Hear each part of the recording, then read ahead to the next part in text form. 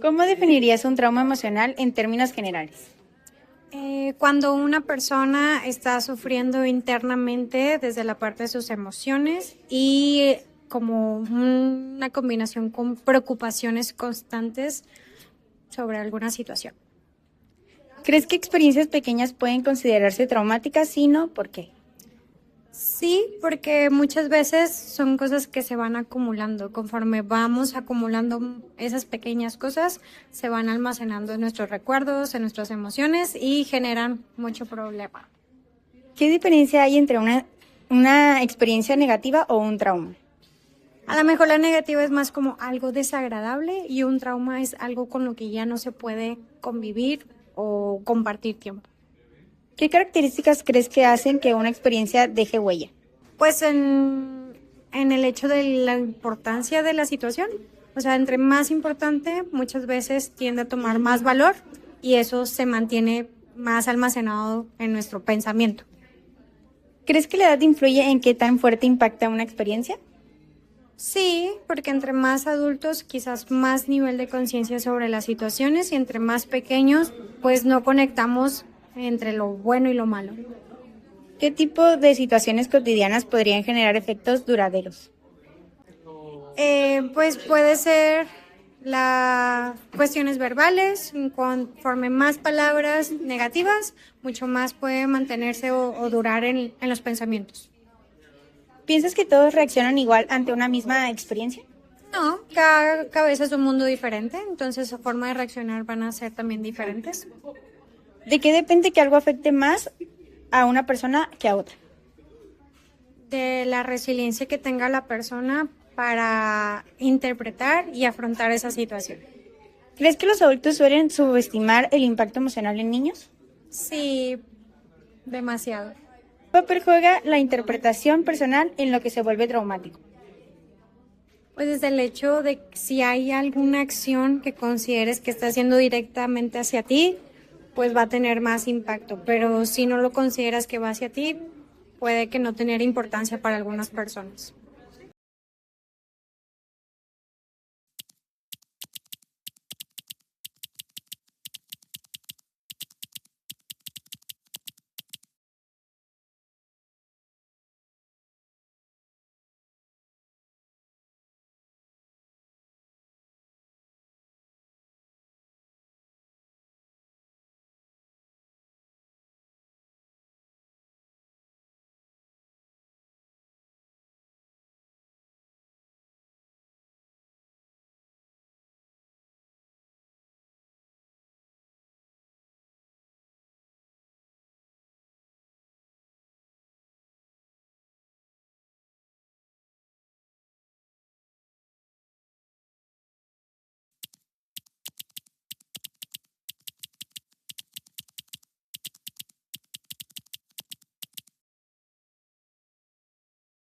¿En qué época de la vida crees que se forman más estas heridas emocionales?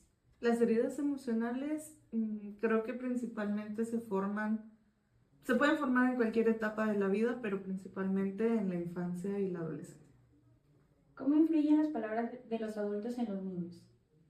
Pues realmente influyen en muchos aspectos, sobre todo en la formación del autoconcepto, la autoestima, mm, la forma de comunicación de los niños, etcétera, etcétera. ¿Cómo se construyen las creencias negativas sobre uno mismo?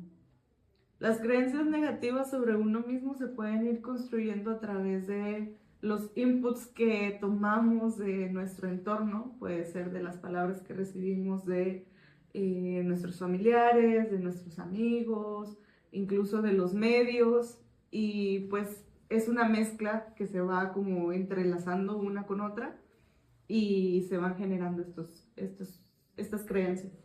¿Crees que la sobreexigencia puede generar efectos emocionales a largo plazo? Sí, definitivamente sí. Incluso puede llegar a generar un trastorno de ansiedad. La sobreexigencia al final del día busca la perfección, usualmente, la cual sabemos que no existe y pues bueno, el buscar algo que no existe pues termina siendo demasiado frustrante. ¿Qué impacto tiene la comparación en la infancia? Bueno, puede ser un impacto negativo si es muy constante. No es que la comparación sea algo totalmente negativo si se hace desde un punto de vista o desde un punto retroalimentativo. La comparación constante y la comparación desde un punto denigrante, pues claro, puede ser bastante negativo. ¿Cómo influye la validación o falta de ella en el desarrollo emocional? Pues la realidad es que la validación o la falta de ella es bastante importante. A través del neurodesarrollo, los niños van entendiendo que sí, que no deben hacer o van formando esa creencia de lo que creo que debería hacer. Entonces, si yo me saco 10 en un examen, siendo un niño de primaria, y me dan juguetes o me premian o me aplauden o me dan estrellitas siempre voy a estar esperando esa validación, esa estrellita de un otro, y no voy a formar la satisfacción de yo sé que yo lo hice bien, yo sé que yo puedo hacerlo, sino voy a estar esperando que un otro venga a decirme si pudiste hacerlo. ¿Crees que el silencio emocional en casa afecta? Si no, ¿cómo? Sí afecta porque el silencio emocional, al menos considero que podemos entenderlo como el que no pasa nada. O sea, el guardarnos las emociones y cada quien las maneja como quiere y puede, y no hablar sobre las situaciones incómodas que de pronto suceden. El no tener conversaciones incómodas puede ser muy perjudicial para la familia en general. El silencio emocional al final del día termina siendo crueldad, porque es hacer de la vista gorda a cualquier situación que puede perjudicar tanto a uno como a todos en la familia. ¿Cómo se relacionan las experiencias temporales con la autoestima? Tempranas con la autoestima. Ok, las experiencias tempranas con la autoestima.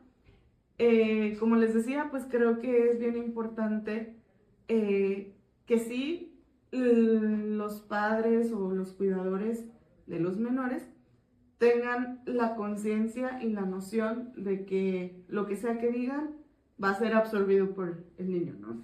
Entonces, es importante que las palabras que se utilicen nuevamente sean para reforzar y no para denigrar, no para hacer comparaciones que puedan dañar más allá de enseñar. Y sí. ¿Qué tanto influye la personalidad del niño en cómo procesa lo que vive? La personalidad del niño en cómo procesa lo que vive, me parece que eso es algo que se va construyendo. Es decir, ¿qué tanto influye? Pues bueno, sí influye mucho, pero su personalidad se sigue formando. O sea, la personalidad de los individuos se va formando y transformando a lo largo del tiempo. Entonces, si es un niño introvertido, callado, a lo mejor tiene toda la capacidad de poder resolver problemas, de afrontar conflictos, pero lo hace en silencio y lo hace de forma individual y lo hace muy bien. Y podemos toparnos con niños bastante extrovertidos que hablan mucho, pero en ese hablar mucho les es muy difícil hablar de cómo se sienten, de lo que no les gusta. Entonces, pues depende mucho de qué tanto tiene el acercamiento a poder hablar de sus emociones. ¿Crees que los traumas se aprenden o se desarrollan? Definitivamente creo que se desarrollan, porque incluso el decir que se aprenden, pues implicaría un desarrollo. Es decir, pues es algo que se va formando poco a poco, no es como que hoy aprendí a tenerle miedo a las arañas, ¿no? O sea, es algo que se va formando poco a poco, es algo que no sucede en un momento instantáneo, y pues sí, se desarrolla. ¿Cómo influye la forma en que se manejan los errores en la infancia? Mucho. Mucho. ¿Cómo influye? Pues bueno, al final del día, si en la infancia, por decir algo, te enseñaron a que si te equivocaste, te vamos a castigar para toda la vida, pues toda la vida vas a estar castigado cada vez que te equivoques y jamás te vas a permitir equivocarte. Entonces nos topamos a veces con adultos que no quieren hacer absolutamente nada por miedo a equivocarse. O nos topamos con adultos que están cerca de equivocarse y se retiran totalmente de lo que sea que se hayan propuesto. ¿Qué rol tiene la disciplina o el castigo en esto? Ok, pues tanto el castigo como la disciplina a veces son como, en la actualidad, son un poco satanizados porque se ha puesto de moda esto de decir que la crianza respetuosa busca no decirle que no al niño y no castigar y plantear límites, pero dejarle ser libre. Entonces, esto es meramente desinformación. La disciplina y el castigo no están peleadas con la crianza respetuosa. Sí es importante imponer disciplina a través de los límites con respeto. Es decir, a lo mejor nos podemos encontrar con gente que fue disciplinada a través de golpes, de gritos, de manazos, pellizcos, y pues esto al final del día es violencia. Es muy normal, muy común en nuestra cultura mexicana, pero no significa que porque no le pegué no lo puedo disciplinar.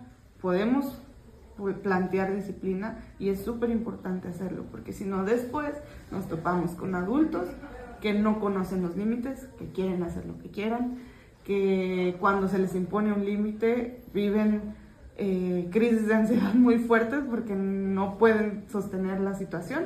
Entonces es muy importante. ¿Cómo se conectan emociones no expresadas con efectos a largo plazo? Bueno, existe lo que se llama la psicosomatización, que es cuando tu cuerpo expresa un dolor emocional.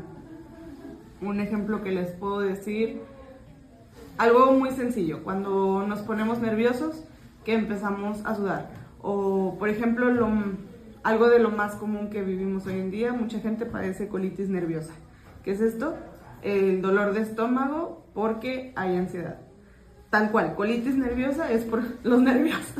O sea, no de nervios de, ay, estoy ansioso o nervioso, sino la colitis nerviosa usualmente se desarrolla cuando hay enojos que no se expresan, sensación de injusticia,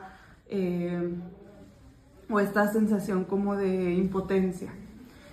Otros ejemplos, hay personas que viven parálisis facial por estrés, personas que viven, ¿qué otra cosa? Pues dolor de cabeza cuando hay tristeza, depresión, etcétera, etcétera, etcétera.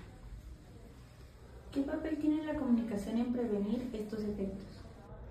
Ok, al menos desde mi trayectoria y del enfoque con el que trabajo, que es el psicoanálisis, pues lo más importante es hablar. Entonces, dentro de un consultorio, dentro de una consulta clínica, lo más importante y lo más valioso es hablar de cómo te sientes.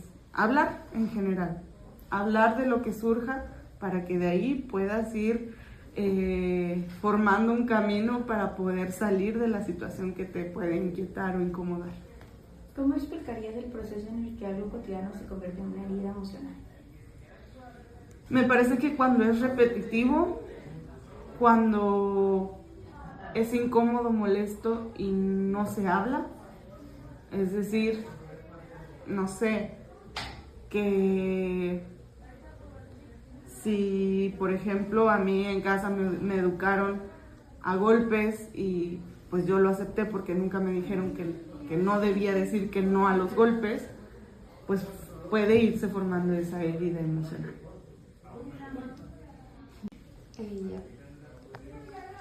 Ok, pues bueno, una experiencia de un amigo es que él de pequeñito, de cariño, su papá siempre le decía pendejo.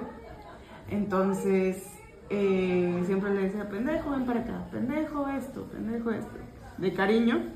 Cuando llegó a su primer día de clases en el kinder, le preguntaron, ¿cómo te llamas? Él dijo, yo soy pendejo. Obviamente esto fue una super red flag para su maestra. Lo hablaron y pues en familia fue como, chistoso. Sin embargo, obviamente entendemos que las formas de su papá pues no eran las más adecuadas y que también pues a lo largo de su desarrollo su relación padre-hijo pues no fue la mejor. Entonces es súper importante tomar en cuenta que las palabras pesan y pesan muchísimo, sea positivo o negativo. Entonces todo lo que decimos va a tener una reacción y si es con los niños pequeños, muchísimo más.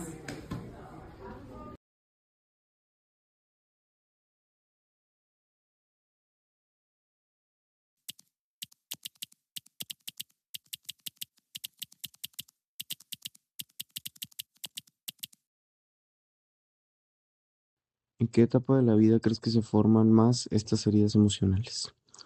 Yo creo que las heridas emocionales se forman más en la infancia porque es como un punto de la vida donde eres más susceptible a las cosas. ¿Cómo influyen las palabras de los adultos en los niños? Yo creo que por lo mismo que dije antes, al momento de que tú eres niño, eres muy influenciable o muy maleable y lo que te digan es mucho cómo va a influir en tu carácter. ¿Cómo se construyen las creencias negativas sobre uno mismo? Yo creo que es parte de cómo ves el mundo y cómo ves a las personas que te rodean y cómo es tu ambiente para que tú mismo puedas crear esas cosas. ¿Crees que la sobreexigencia puede generar efectos emocionales a largo plazo?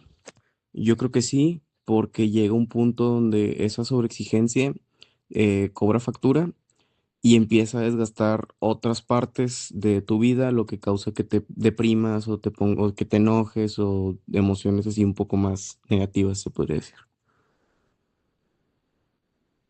¿Qué impacto tiene la comparación en la infancia? Yo siento que al momento de que te comparan cuando eres niño, sientes que no eres suficiente y que tienes que cambiar o ser más como otra persona en vez de simplemente ser tú mismo y seguir tu camino. ¿Cómo influye la validación o la falta de ella en el desarrollo emocional? Yo creo que la validación influye para que, por ejemplo, un niño pueda entender que sus emociones no son algo negativo y las pueda desarrollar mejor. ¿Crees que el silencio emocional en la casa afecta? ¿Cómo? Yo creo que sí, debido a que si en un hogar no se habla acerca de las emociones, regularmente la persona suele ser más cerrada o no suele estar tan en contacto con sus emociones. ¿Cómo se relacionan las experiencias tempranas con la autoestima? Yo siento que se relaciona, por ejemplo, cuando eres niño y no eres como aceptado en un grupo por X o Y característica, afecta el cómo te ves a ti mismo y cómo te sientes. ¿Qué tanto influye la personalidad del niño en cómo procesa lo que vive? Pues yo siento que depende obviamente del niño, de la persona, su personalidad, pues o sea, depende mucho de cómo reacciona a lo que le pasa. O sea, por ejemplo, no es lo mismo si tienes una personalidad más explosiva o una más calmada. ¿Cómo influye la forma en la que se manejan los errores en la infancia? Yo siento que influye, por ejemplo, al momento de que tú tienes un problema, hay diferentes formas de tratarlo. Eh, por ejemplo, a mí desde niño me enseñaron que tengo que analizar cada parte del problema y ver cómo lo puedo solucionar y cuál puedo solucionar más fácil. Mientras tanto, por ejemplo, a mi hermano le enseñaron cosas como que es más fácil, o sea, no le enseñaron eso y simplemente se enojaba y ya. ¿Qué rol tiene la disciplina o el castigo en esto? Siento que la disciplina en este tipo de cosas es muy importante, mientras que el castigo sea proporcional a lo que pasa. Por ejemplo, un castigo que involucre humillación a, por ejemplo, un niño es algo excesivo, haga lo que haga. ¿Cómo se conectan las emociones no expresadas con efectos a largo plazo? Siento que las emociones que no expresas en el momento o que no se manejan de buena manera, a la larga terminan afectando ¿cómo se dice? pues sí, el cómo te comportas o el cómo estás. Por ejemplo, hay veces que a la gente le suele dar ansiedad cuando tiene muchas cosas reprimidas. Eh, ¿Qué papel tiene la comunicación en prevenir estos efectos? Yo siento que comunicar el cómo te sientes ayuda a evitar eso mismo, que se acumulen las emociones.